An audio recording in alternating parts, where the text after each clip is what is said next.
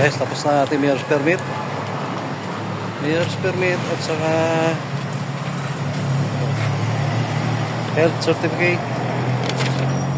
Pinagsama na back to back. Mayor's permit sa kabila, health permit sa kabila. Okay na.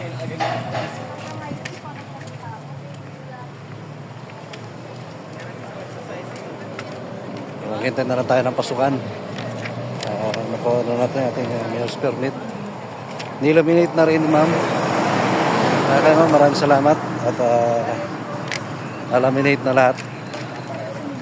Kung dati iisa lang, ngayon back to back na.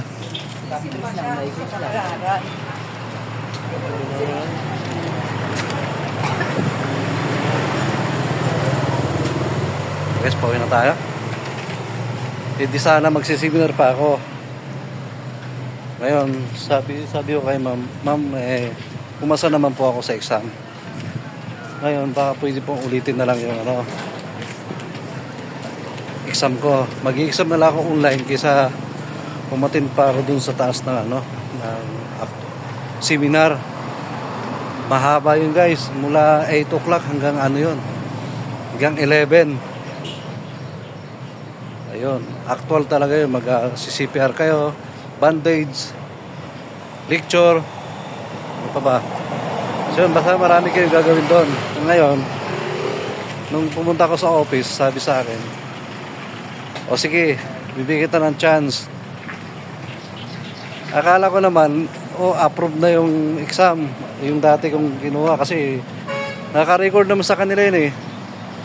Pero hindi nila inactive yun. Inactive lang para i-online ulit ako. Para panibago, binigyan ako bagong chance, panibagong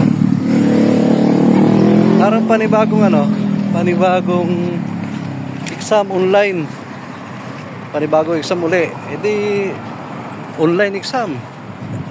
Akala ko naman pagkagawa niya ng online exam, uwi na ako para sa bahay ko na lang itutuloy kasi online naman eh. Pero hindi. Doon ako pinag-exam mismo sa loob.